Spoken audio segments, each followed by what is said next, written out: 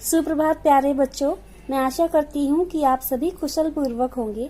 मैं आपकी हिंदी की अध्यापिका प्रेमचंद मेमोरियल पब्लिक स्कूल से तीसरी कक्षा में आपका स्वागत करती हूँ। बच्चों, आज हम आपकी हिंदी व्याकरण की पुस्तक मंथन का पाठ 6 पढ़ेंगे, जो पृष्ठ नंबर 24 पर है। अपनी हिंदी व्याकरण की पुस्तक निकालिए और पृष्ठ नंबर 24 पर आइए। पाठ 6 लिंग। बच्चों, लिंग का अर्थ संज्ञा के उन शब्दों से होता है जो किसी के स्त्री या पुरुष होने का बोध कराते हैं।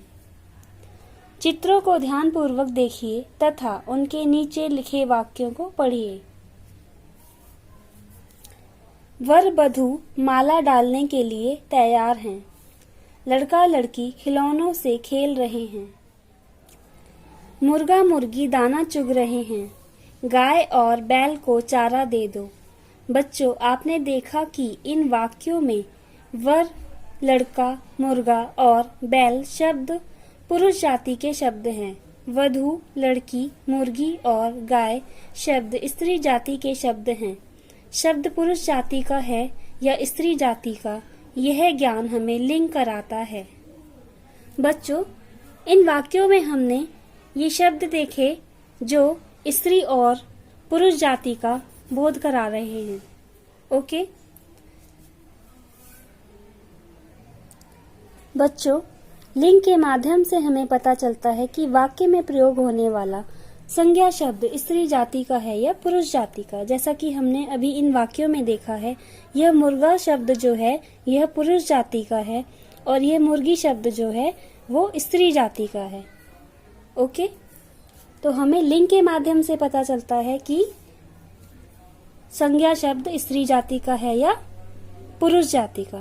ओके, परिभाषा।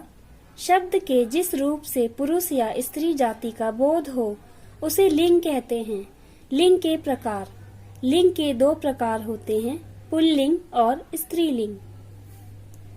बच्चों, शब्द के जिस रूप से स्त्री या पुरुष जाति का पता चलता है उसे लिंग कहते हैं।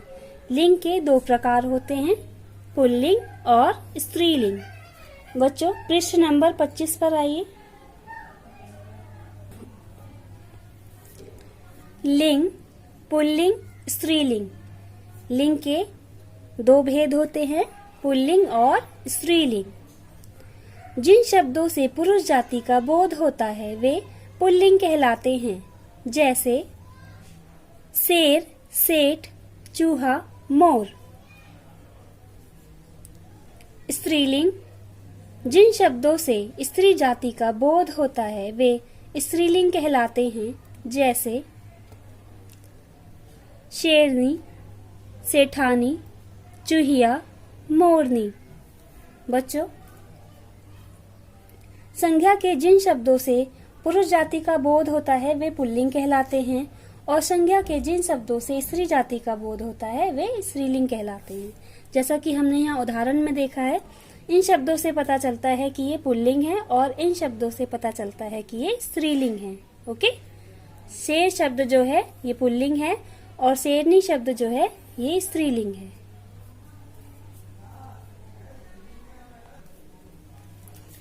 नीचे पुल्लिंग और स्त्रीलिंग शब्दों को पढ़िए। बच्चों, हमें यहाँ कुछ स्त्रीलिंग और पुल्लिंग शब्द दिए गए हैं जिन्हें हम पढ़ेंगे। पुल्लिंग, स्त्रीलिंग। लेखक, लेखिका, बकरा, बकरी, सेवक, सेविका, मुर्गा, मुर्गी, हाथी, हथिनी, शिक्षक, शिक्षिका। पुल्लिंग, स्त्रीलिंग। पिता, माता, मामा, मामी, राजा, रानी, बेटा, बेटी, लड़का, लड़की, बालक, बालिका।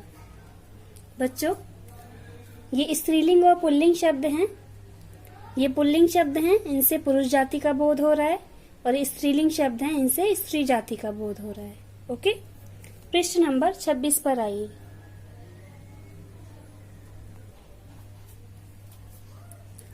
पुल्लिंग, स्त्रीलिंग।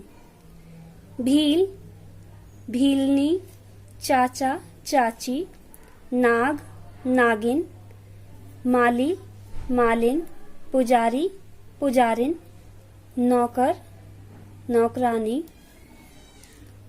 मालिक, मालकिन, धोबी, धोबिन, हंस, हंसिनी, सम्राट, सम्राज्ञी। पुल्लिंग, स्त्रीलिंग, अभिनेता, अभिनेत्री, बूढ़ा, बुढ़िया, नर, मादा, चिड़ा, चिड़िया, ऊंट, ऊंटनी, बाघ, बाघिन।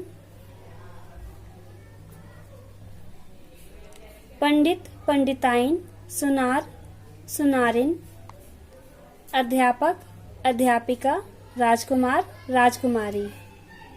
बच्चों, आप इन शब्दों को याद करेंगे। बच्चों, आपका यह पाठ समाप्त हुआ। मैं आशा करती हूँ कि आप अच्छी तरह समझ चुके हैं कि पुल्लिंग शब्द कौन से होते हैं और स्त्रीलिंग शब्द कौन से होते हैं।